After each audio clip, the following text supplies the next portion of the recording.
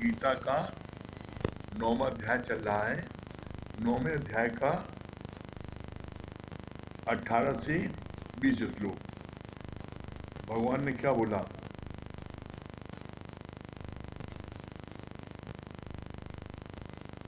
प्राप्त होने योग्य परम धाम, भरण पोषण करने वाला, सबका स्वामी, शुभाशुभ देखने वाला, सबका वासस्थान, शरण लेने योग्य, प्रत्युपकार और चाहकर हित करने वाला, सबकी उत्पत्ति प्रलय का हेतु, स्थित का आधार, निदान और अविनाशी कारण भी मैं ही हूँ।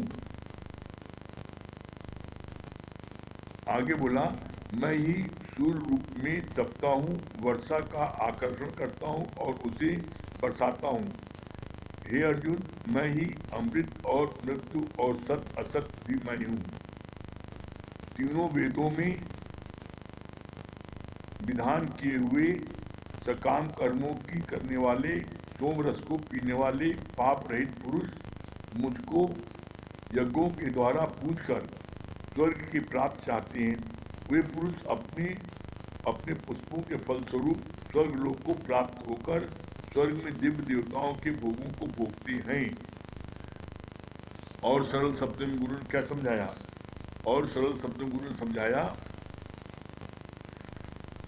जिसकी तुम पूजा करते हो वैसे वैसे लोक की तुम्हें प्राप्त होती है, मगर तुम्हें परमात्मा के प्राप्ति की इच्छा है तो फिर और किसी चीज की चाहना नहीं करो। ऐसा न हो कि गुरु के पास बैठकर तुम हाँ जी हाँ करते जाओ और बाहर जाकर फिर दूसरों की बातें करो। सब कुछ उतार कर परमात्मा को ऊपर रख दो। जो जाने अल्लाह जाने। तुम देवताओं की पूजा भी करते हो तो अंदर से कोई न कोई इच्छा रखते हो। देवी देवताओं के थ्रू भी जो तेरी इच्छाएं पूरी होती है तो असल में देता मैं हूँ। भगवान के द्वारा ही उसे मिलता है। देवताओं को लिमिटेड अथॉरिटी है। तुम डायरेक्ट कनेक्शन रखो केवल भगवान से। यहाँ पर गुरुजी ने क्या समझाया? बोला, तुम देवी देवताओं की जो पूजा करते हो तो तुम्हारे मन में कोई न कोई चाहना जरूर है। मेरा बेटा कलेक्टर बन जाए, मेरी बेटी की शादी हो जाए, मतलब कुछ न कुछ चाहना। जिसके मन में कोई चाहना होगी वो देवी देवताओं की पूजा करेगा। और देवी देवताओं की पूजा करने पर जो कुछ भी तुमको भौतिक जगत के पदार्थ प्राप्त होते हैं वो वही परमात्मा, वही कृष्ण उन देवी देवताओं के माध्यम से आपको देते हैं। देते वही भगवान है लेकिन उनके माध्यम से।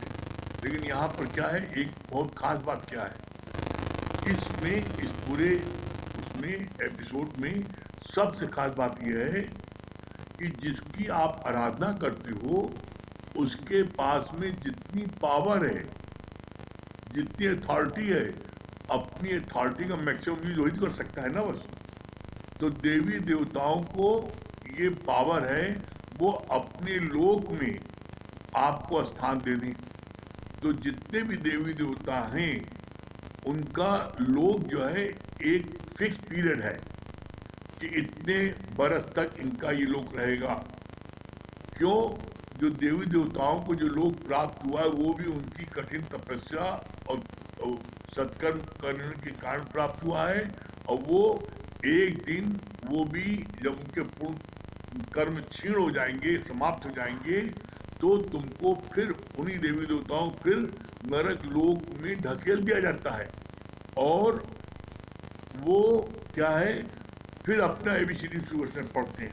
कैसे? बोला, इंद्र आदि देवता जिस पद के लिए तरसते हैं वो पद पाके हुए हम निर्वासना। मतलब क्या? ये जो आत्म ज्ञान है इसको सुनने पर, इसको प्राप्त करने पर आपको परमात्मा का लोक प्राप्त होगा, और देवी देवताओं को पूजने पर उनका लोक तुम्हें प्राप्त होगा। देवी देवताओं का जो लोक प्राप्त होता है वो लोगों की एक लिमिटेड अवधि है। वो अवधि समाप्त होने पर फिर आपको 84 लाख योनियों में भटकना पड़ेगा। उनको एक लिमिटेड पावर है, आपने सत्कर्म किया तो वो अपने लोक में आपको स्थान दे देंगे, लेकिन उनको पावर मुक्ति देने की नहीं है। उनको बैकुंठ धाम में स्थान देने की आवश्यकता नहीं है। जैसे किसी फैक्ट्री में अपॉइंटमेंट लेटर देते हैं, कोई परचेज अफसर होता है, कोई स्टोर अफसर होता है, तो इसी तरीके से वहाँ पर एक अपॉइंटमेंट अफसर होता है। बाकी लोगों को सेल करने की, परचेज करने की, माल बेचने की पावर है, लेकिन अपॉइंटमेंट देने का पावर नहीं ना। इसी तरीके से जितनी देवी देवता है उनको पावर है, वो तुम्हें दुनिया के पदार्थ दे दें, अपना लोक दे दें, लेकिन वो मुक्ति नहीं दे सकते। मुक्ति देने के लिए सिर्फ एकमात्र ब्रह्म को पावर है, कृष्ण को, बाकी किसी नहीं है। तो इसलिए यदि आप देवी देवताओं की पूजा करती हैं तो इससे पता लगता है कि आपके मन में कोई न कोई चाहना है जगत के वस्तुओं की, पदार्थों की। उस चाहना की पूर्ति के लिए आप देवी देवताओं को पूजती हैं। तो देवी देवताओं के द्वारा भी आपको जो बेटा बेटी मिलता है, धन दौलत मिलता है, वो भगवान कृष्ण उस देवी देवता को देते हैं और उनके थ्रू आपको मिलता है। उनके पास भी नहीं है, ये लेते उन्हीं से हैं। अरे तो फिर कहानी सीधे भगवान बनाओ, सीधे मोक्ष पद क्यों नहीं प्राप्त करो? इस मोक्ष पद को प्राप्त करने के लिए इंद्र आदि देवता तरसते हैं, क्योंकि इंद्र जानता है कि मेरा जब पुण्य कर्म समाप्त हो जाएगा तो उसको फिर नरकलोक में आना पड़ेगा। और जब एक बार आप भगवान से मिल जाएंगे, बैकुंठ धाम प्राप्त कर लेंगे, तो फिर आपको नरक में नहीं आना पड़ेगा। फिर आप जब आओगे तो कब आओगे? आप आओगे धर्म की स्थापना के लिए और अधर्म का नाश करने के लिए। युगे युगे मैं प्रकट होता हूँ। तो प्रकट होने में और पैदा होने में बड़ा फर्क है। प्रकट होने में क्या है? आप अपने कमरे से घर के बाहर गए, प्रकट हो गए, कोई कष्ट नहीं हुआ। लेकिन पैदा होने में 9 महीने माँ के गर्भ में यातना सहनी पड़ती है। इसीलिए सबसे उच्च क्या है? मोक्ष। उस मोक्ष की प्राप्ति के लिए हम सब लोग आत्मज्ञान सुनते हैं, और इसी आत्मज्ञान, ब्रह्म ज्ञान, गीता ज्ञान सुनने पर ही मोक्ष की प्राप्त हो सकती है। फिर आगे बोला, बहुत अच्छा, इसका प्रमाण दिया। फिर अगर आप ब्रह्म को पूजोगे तो क्या मिलेगा? प्रमाण है। क्या प्रमाण है? एक राजा जा रहा था विदेश, सब रानियों दासियों से पूछा कि तुम सबको जो कुछ भी चाहिए वो मेरे को बता दो। एक दासी ने राजा के सिर पर हाथ रख दिया। तो जिसको राजा मिल जाए तो क्या उसे फिर किसी पदार्थ की कमी है? कितना सुंदर! राजा जब विदेश से लौटा और उसने सब कर्मचारियों को, रानी दास सबसे कहा, भाई तुम लोग जो पसंद है ले लो। तो सब ने ले लिया, रानियों ने सब ने लिया, लेकिन एक दासी तो चुपचाप पड़ी थी। राजा को अंदर में बड़ा वो लगा कि सब ने लिया है, ये नहीं ले रही है। तो राजा ने उससे कहा, अरे भाई सब लोगों ने कोई ना कोई पदार्थ लिया, तुमने कोई चीज नहीं ली। भाई तुमको जो चीज पसंद है तो उस पर हाथ रख दो, तुम्हें मिल जाएगी। कहा राजा ने, आप अपने वचन पर टिके हैं, जिस पर हाथ रख के मिल जाएगी? कहा हाँ बिल्कुल मैं कह रहा हूँ मिल जाएगी। उसने राजा के सिर पर हाथ रख दिया। अब बताओ, जितने लोग कर्मचारी थे, रानी थी, दासी थी, उन लोगों ने किसी न किसी पदार्थ को चाहा, उनको वो पदार्थ मिल गया। अब उस दासी ने राजा को ऊपर रख दिया हाथ, राजा मिल गया। तो अब उस दासी के पास कभी जीवन में किसी बात की कमी होगी? इसी तरीके से यहाँ पर जब आप गीता ज्ञान में आ गए, ब्रह्म ज्ञान में आ गए और आपने ब्रह्म को मना लिया, साध लिया, तो फिर आपको क्या कभी किसी बात की कमी होगी? नहीं होगी। फिर आगे बोला, बहुत अच्छी बात,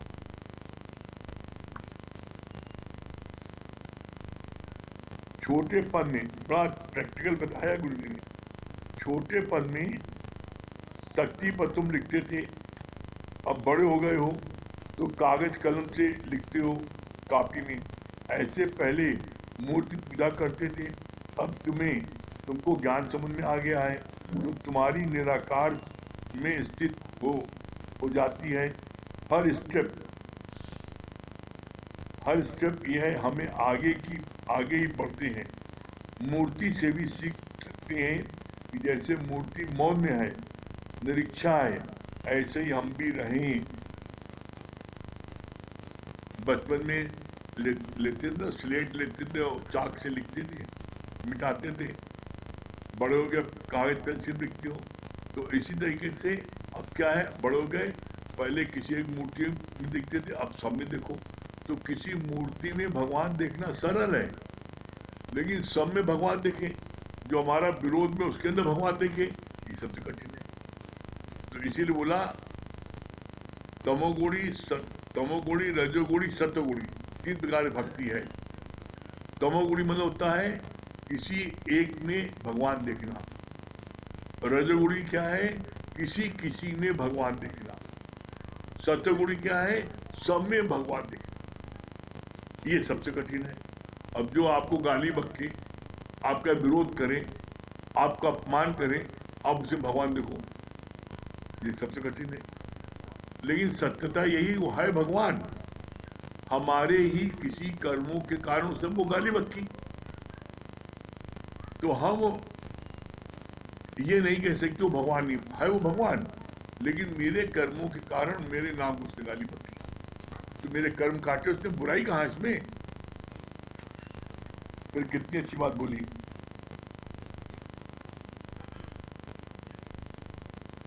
मूर्ति मौन में रहती है, चाहे उसके ऊपर ठंडा पानी चढ़ाओ, चाहे गर्म पानी चढ़ाओ, चाहे उसके ऊपर चीनी छिड़को, और चाहे उसके मुख पर टूटो बुदिया की दाने चपका दो। अब नंबर चीटी उसको चपक रही है, खा रही है, तुमसे कुछ नहीं बोली है। शंकर जी के ऊपर तुमने ऊपर एक घड़ा रख दिया और छेद कर दिया, टप टप टप टप उनको छू रहा है।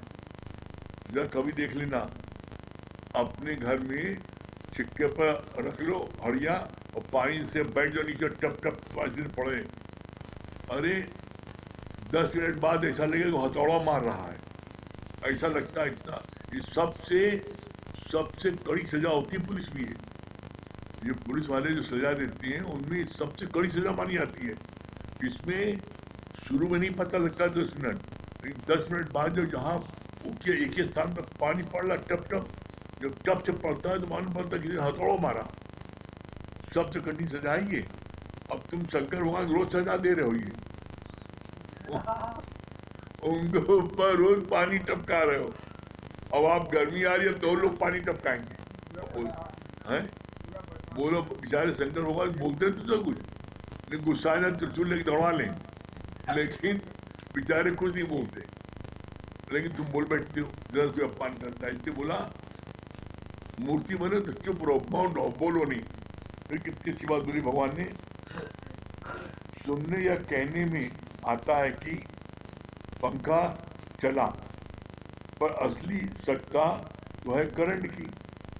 कहने में आता है कि सूर्य की किरणें समुद्र से जल सोखती हैं तो बादल बनते हैं, फिर वर्षा होती है।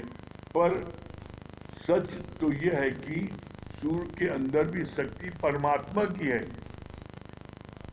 अगर सूर्य में शक्ति न हो तो वो समुद्र में से जल नहीं खींच सकता। कहने का अभिप्राय ये कि जो भी व्यक्ति, चाहे सूर्य हो, चाहे चांद हो, चाहे तारे हो, जो भी इस पूरे ब्रह्मांड में जो भी कोई कार्य हो रहा है, दिखने में आ रहा है सूर्य कर रहा है। सूर्य समुद्र से पानी खींच रहा है, बादल बन रहा है। अरे उस पानी खींचने की शक्ति किसने दी? जब इस पर आओगे तो पता लगा कि भगवान ने दी। मतलब इसलिए बोला जाता है बीज मंत्र सर्व को ज्ञान। ये बोला गया है कि बीज की उत्पत्ति परमात्मा ने की। ये हम भूल जाते हैं, बस इसी यही हमारी भूल जो है, नादानी है। अब आप देखो लो, किसी चीज का बीज, किसी चीज की शुरुआत कहाँ से हुई, कोई चीज ले लो। एज एग्जाम्पल आप ले लो, दही ले लो। दही आप कैसे जमाते हो? जामुन से। जामुन कहाँ से पाते हो? दही जमाने के लिए किसी दूध वाले को, वहाँ दही वाले को जाते हो, थोड़ा दही दे दो, दही ले लिया। सब लोग, पहला जामुन कहाँ से आया? तुमने आम का पेड़ लगाया, पौधा लगाया, आम, फिर जो है जब अगली फसल हुई तो तुमने आम फ्रूट रखी है, बो दिया। धान है रखे हो, अगली फसल में बो दिए। लेकिन पहला धान कहाँ से आया? जो पहला बीज है आम का, अमरूद का, किसी चीज का, जो बीज से आज इतने पेड़ निकले, वो पहला बीज कहाँ से आया? परमात्मा से। तुम कहाँ से आए? अभी तुम्हारी एज 30 साल है, 30 साल से उत्पाद बचा रहे हो। इसके पहले कहाँ रहे हो? इसके पहले कहाँ थे? जॉब, एक जॉब, निराकार, एक जॉब से ही तो बच्चा बना, और वही बच्चा 6 फीट का हो गया। तो कहाँ से तुम आ गए? पहले तुम 30 साल पहले निराकार थे, आज निराकार साकार हो गए, और फिर शरीर शांत हो गया, फिर निराकार हो गए। ये चेन है। ये भगवान ने अपनी मस्ती के लिए एक सैनिक हो गया, और जब खेल चुका तो खेल बिगाड़ के चल देता है। जैसे नदी के किनारे, समुद्र के किनारे बच्चे लोग देखो खेलते रहते हैं, बालू में पैर डाल करके घर बना देते हैं। घर बना दिया, खूब बढ़िया, बड़ा बड़ा आलीशान मकान है, लड़ाई करते हैं आपस में, वो हमारा घर बढ़िया, हमारा घर बढ़िया है। और जब वहां से चलने लगते हैं तो उसी घर को 2 लात मार के तोड़ देते हैं। इतना अच्छा बना तोड़ कर दिया। इसी तरीके परमात्मा है। परमात्मा अपनी मस्ती में है। वो जो है जब खेल चुका, जी भर गया, लात मारा, पता लगा करोड़ों हो गया, इतने करोड़ लोग मर गए, कहाँ गए सब? भगवान के पास गए, फिर पैदा हो गए। तो ये चक्र चलता रहेगा, इसमें उलझो नहीं। हम क्या करें, हम किसके उसमें चलें? अरे एक सिंपल सी बात है, ये बात आप अपने जीवन में आजमा लो। हमने किया है, हम इसलिए बोलते हैं। आप प्रातः काल जब नींद खुले, आप सिर्फ बिस्तर पर लेटे लेटे आप ये बोलो, हे गुरुजी आपका लाख लाख शुक्राना है, आपने इतना सुंदर शरीर दिया, इस शरीर से दिन भर जो सेवा लेनी हो आप ले लेना। अब आपने अपने हृदय में भगवान कृष्ण को बैठा लिया। अब इसके बाद में जो प्रेरणा मिले आप उसे लो। और इसका हम आपको एकदम लेटेस्ट बता रहे हैं, कल का। कल रात में हम लोग सत्संग के बाद यहाँ से हमने कहा कि फलाने व्यक्ति बीमार है, उनको जो देखने चल रहा है, और हम लोग सब लोग उनके घर के पास पहुंच गए। उसी समय हमको एकदम से याद आया कि हमको जो है बोला है पंकज ने कि उनका शरीर शांत हो गया है और कल बॉडी ऐसी उठेगी। तो अरे हम कहा नहीं, इससे ज़्यादा जरूरी वहाँ जाना जरूरी है। क्यों? क्योंकि वहाँ पर बॉडी अभी रात में पड़ी है, और रात भर घर के लोग बड़े दुखी होंगे, रात भर उनकी रात कटवाना मुश्किल है, तो उनको आ जाना जरूरी है। हमने सबको रोका, हमको सब रुका, 1 मिनट बात किया। हमने कहा भाई ऐसा मेरे मन में हो रहा है, क्या करें? कहा आप ठीक करें। हम लोग सब जिनके घर जाना तो उनके घर पहुंच करके वहाँ नहीं गए, और फिर चले गए जहाँ पंडित थी वहाँ गए। तो बोला ये अंदर में प्रेरणा क्यों आई? अब यहाँ भी असली मुद्दे पर आते हैं। इसलिए प्रेरणा आई क्योंकि प्रातः काल ही उठ करके हमने भगवान को अपना सौंप दिया कि जो सेवा लेनी है प्रभु, हे गुरु आप ले लेना, ये आपने इतना सुंदर शरीर दिया है। तो अब अपने को एकदम ढीला छोड़ दो, कोई बात नहीं सोचो हम ये करना, हम यहाँ जाना, जो भगवान कराएगा हम करेंगे। हम लोग आराम से यहाँ से गए, और जब घर नजदीक पहुंचे तब एक हमको वहाँ जाना जरूरी है, और वहाँ गए, बड़ा अच्छा रहा। चले गए, उसके बाद सब लोग कितने उदास बैठे थे, जाने के बाद में सब फिर कितना अच्छा भजन हुआ, सब लोगों ने भजन गाया, भगवान की वार्ता किया। फिर वहाँ पर उनको बताने आप भजन लगा लेना रात भर, रात भर अच्छे से कट गया, किसी को पता ही नहीं लगा। और वो चीज जो प्रेरणा मिली और गए, तो प्रेरणा भगवान को सुबह सौंपा, तब तो प्रेरणा दिया उन्होंने। और हम सोचते नहीं मैं प्रोग्राम बनाऊंगा, सुबह लिस्ट बनाऊंगा। जब तुम करने वाले बनोगे तो तुम्हारे से वो कार्य उतना अच्छा नहीं होगा। क्यों? क्योंकि तुम्हारी बुद्धि है सत्यनारायण की चंद्रामृत की प्याली बराबर, और तुम काम करने चल रहे हो कौन सा? परमात्मा का, जो अखंड। तो ऐसे में बस प्रातः काल अपनी डोरी सौंप दे परमात्मा को, और जहां जहां प्रेरणा मिले आप वहां जाओ। ये काम हम रोज करते हैं, आप करोगे, आपको इतना आनंद मिलेगा, इतनी शांति मिलेगी, हम आपको इसका बयान नहीं कर सकते। इसको बोलते हैं परमानेंट हैप्पीनेस। वहां से हम लोग आए, दोपहर में आए हम लोग 2:30 बजे, जब सब सारा कार्यक्रम हो गया पूरा। तभी हम लोगों ने देखा कि जो पोटली बनाई गंगा जी में डालने के लिए, उनकी जो वो है फूल, उनका फूल रखा गया और थोड़ा सा था, और फिर सब लोगों ने मट्टी उट्टी डाली जितने लोग हैं। तो देखा जब उन्हें उठाया तो उसी में किसी ने बोला, भैया इसका वजन जो है लड़का जितना पैदा हो तो उतना वजन हम यार बड़ी बढ़िया बात बताई तो भाई। और सच में जहाज शुरू हुआ वो फिर पहुंच गया। अब देखो बच्चा जो है 2-2.5 किलो होता है, 3 किलो 4 किलो होता है, और कभी जब कोई जब मर जाता है उसकी पोटली उठाओ वो भी 4-4.5 किलो की पोटली रहती है। तो जहां से शुरू हुआ उतना फिर आ गया बच्चा का। अब चाहे तुमने जितनी कोठी बनवाई हो, चाहे जितना बनवाया हो, और चाहे तुम सब जगह ले जाओ, दिखा देखो तुम्हारी कोठी है। अच्छा, तभी ये एक सबक है जो लोग हैं उनके लिए। क्या है कि देखो सब दिखा दो, देखो तुम्हारी दुकान है, तुम्हारी मकान है, तुम्हारी कोठी है, सब जगह ले जाएगा, अर्थी ले जाओ। लेकिन उसका संदेश दे रहा है, देखो बिटुआ हम सब छोड़ जा रहे हैं, यहीं रहेगा सब, और छोड़ जा लेके जाओगे।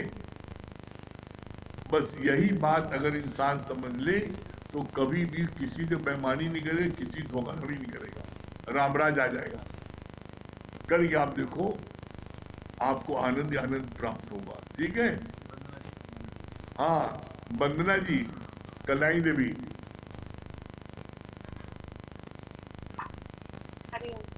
हाँ वंदना जी क्या बोल रही है?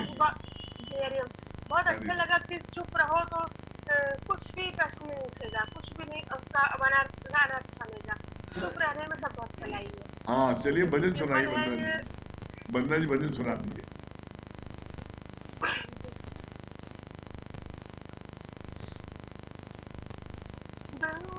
ज्ञान की सीढ़ियों पे कोई बिरला चढ़े, कि कोई बिरला चढ़े, जो चढ़ जाए चिड़िया जरा सी लख सकी कटे, जरा सी लख सकी कटे। ब्रह्म ज्ञान की सीढ़ियों पर कोई बिरला चढ़े, कोई बिरला चढ़े, जो चढ़ जाए चिड़िया जरा सी लख सकी कटे, जरा सी लख सकी कटे। मेरा मानुष तन अनमोला, मिल माटी में सुखो रोला, सतगुरु ने कृपा करके विदेश का ताला खोला, कि माँ कुछ करे, कि माँ कुछ कंचन करे, जो चढ़ जाए चिड़िया जरा सी लख सकी कटे, जरा सी लख सकी कटे। मैं जब से जगत में आया, अपना हाथ बुलाया, तुमने मेरे मन मंदिर में है ज्ञान का दीप जलाया, कि कागज हंसा करे, न करे। जो चढ़ जाए चिड़िया 84 लाख उसकी कटे, 84 लाख उसकी कटे। और काम कोशिश बचाए और राग के शिको मिटाए, और काम कोशिश बचाए और राग के शिको मिटाए। ये प्रेम का सागर बन के खुद पिया सबको पिलाए, सबसे प्रेम करे, सबसे प्रेम करे। जो चढ़ जाए चिड़िया 84 लाख उसकी कटे, 84 लाख उसकी कटे। मैं गुर पर जाऊं वारे, जाऊं लाख लाख बलिहारी, मैं गुर पर जाऊं वारी, जाऊं लाख लाख बलिहारी। निज स्वरूप का पता बता के फिर दूर की नैया तार किया समरूप लगे, किया समरूप लगे। जो चढ़ जाए चिड़िया 84 लाख उसकी कटे, 84 लाख उसकी कटे। सुर आया बन अवतार है, जिसकी महिमा अपरंपार है। सुर आया अपरंपार है, जिसकी महिमा अपरंपार है। कोई माने या ना माने, जिसको ये कृष्ण मुरार, जिसको क्यों कागज खुले, जिसको क्यों कागज खुले। जो चढ़ जाए चिड़िया 84 लाख उसकी कटे, 84 लाख उसकी कटे। मचान के सीढ़ियों पे कोई कोई मिलना चढ़े, कोई कोई मिलना चढ़े। जो चढ़ जाए चिड़िया 84 लाख उसकी कटे, 84 लाख उसकी कटे।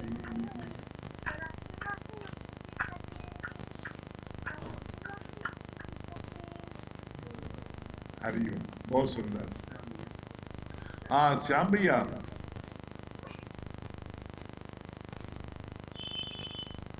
बुराई भी अभी हमने बहुत देर में लगाया है, आज सुनने दीजिए, बता नहीं पाएंगे कुछ। अच्छा अभी चलिए। भी जस्ट हम आए, आते ही मन लगा दिया है। अच्छा अच्छा वाणी चलिए, बोल नहीं पाई। चलिए सुनिए। हाँ हैं आज दुर्गेश भैया, बात दिल्ली बोल रहे। दिल्ली दुर्गेश भैया। हरिओम गुरु जी। हरिओम भैया। हाँ क्या बोले दुर्गेश भैया? बहुत अच्छी बात बताई गुरु जी आपने कि अगर आप देवी देवता को पूजते हो तो आपको माया मिल सकता है, स्वर्ग की प्राप्ति हो सकती है, लेकिन मोक्ष नहीं मिलेगा। मोक्ष तभी मिलेगा जब गीता ज्ञान ब्रह्म ज्ञान गुरु मुख से सुनेंगे और उसका मनन करेंगे। ये बात बहुत अच्छी लगी गुरु जी। बहुत सुंदर। हाँ क्या बोल रही है पूजा जी? हरिओम गुरुजी। हरिओम। ये बात बहुत अच्छी लगी कि जितना हम गुरु का कहना मानेंगे उतने ही हमारे जीवन में और मन में शांति प्राप्त होगी। हाँ बहुत ये सुंदर, बात मुझे बहुत अच्छी लगी। बहुत बढ़िया। हाँ पीछे सुदामा भैया क्या बोल रहे हैं? हरिओम गुरु जी। हाँ हरिओम, क्या बोले सुदामा भैया? बहुत अच्छी बात लगी, जितना हम कहना गुरु का मानेंगे उतना ही हमें हमारे मन को शांति मिलेगी, खुशी मिलेगी। चलिए बहुत सुंदर। हाँ बिट्टू रानी तो कुछ बताना चाह रही है, क्या बता रही बेटा? हरिओम बेटा, क्या बता रही हो? बहुत अच्छा बताया ना कि दुनिया में 3 प्रकार के लोग होते हैं, तमोगुणी, रजोगुणी, सतोगुणी। हाँ बहुत सुंदर बेटा, बहुत हमें सुंदर, सतोगुणी बनना चाहिए। बहुत सुंदर, वेरी गुड। हाँ राकेश भैया। हाँ प्रणाम भैया। प्रणाम। हाँ राकेश भैया क्या बोल रहे हैं? हम तो यही कह रहे हैं कि आपने जो बताया कि सवेरे उठ के जो है जो 3-4 बातें जो बताई है वो रोज हम उसको बोलते हैं, हाँ रोज बोलते हैं, और सही बात है कि उसका हमको जो है बड़ा मतलब फायदा मिलता है कि जो दिन भर में हम कर रहे हैं सब भगवान पे छोड़ वही वही कराते हैं। फिर जहाँ वही। जैसे आपने कल बताया कि जा कहाँ रहे थे चले गए कहाँ, इतना मतलब अच्छा मतलब भगवान सब प्रेरणा देते हैं। हाँ सही बात है, बिल्कुल ठीक बात। हाँ पूनम जी कटरा। हरिओम गुरु जी, हरिओम गुरु हरिओम। जी। हाँ क्या बोली हरिओम। पूनम जी? हाँ, हाँ, बहुत अच्छा आपने बताया कि जैसे ही हम आए थे जितने वजन के, उतने ही वजन के हमारा अंत भी वही आपने बताया ना अभी। ये बात बहुत अच्छी लगी। फिर कोठी बंगला सब यहीं रह जाएगा और हम उतने में ही चले जाएंगे, एक झोले में राख भर के आएंगे। बड़ी अच्छी लगी बात। और ये बात बहुत अच्छी लगी कि जानत तुम ही तुम पे जाई, जैसे भगवान से भगवान को ही मांग लो। ये बात ही बहुत अच्छी लगी। अच्छा इसीलिए जब मुर्दे को उसकी जब कोठी बंगला दिखाते हैं, देख लो बेटा जा रहे हो। अच्छा अच्छा लोग और डर के मारे दिखाते हैं कि सब दिखा दो, ऐसा ना भूत प्रेत बन के वहां आ जाए फिर से। हाँ अर्चना जी।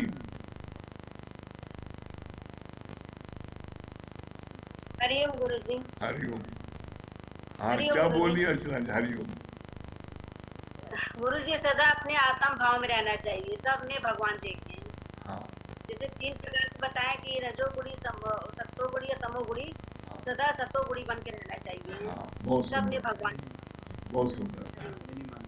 हाँ मिनी मालविया जी। हरिओम भैया, आवाज आ रही है? हाँ आ रही है। आ रही भैया, प्रणाम। हाँ आ रही है। आवाज आ रही भैया? हाँ हाँ भैया आपने एक बात अच्छी बताया, अच्छा बताया कि ऐसा कर्म करें कि 84 लाख योनि से मुक्ति मिल जाए और हम ऐसा कर्म करें कि ब्रह्म में लीन हो जाए। भैया अच्छा कर्म करने की कोशिश करें। हाँ बहुत हरिओम। सुंदर। हाँ मंगल भैया। हरिओम गुरु जी। हरिओम। हाँ क्या बहुत बोल अच्छी रहे बात मंगल बताई। भैया? जितना हम गुरु का कहना मान आज जितना हम गुरु का कहना मानेंगे उतना हमें शांति मिलेगी। हाँ ये बात सच बात है कि अब एक एक काम आपसे करते हैं बिल्कुल हल्के रहते हैं। और अब चलिए। हाँ, ये बात आपने जो कहा ना कि सुबह अपने आप को उठ के परमात्मा को हवाले कर दो, अब फिर उसके बाद जो भी कार्य हो जाए अपना उसी का हाँ समझ बहुत करते सुंदर। चले जाओ। हाँ मुकेश भैया। नहीं जगदीश, अच्छा बोल मुकेश भैया।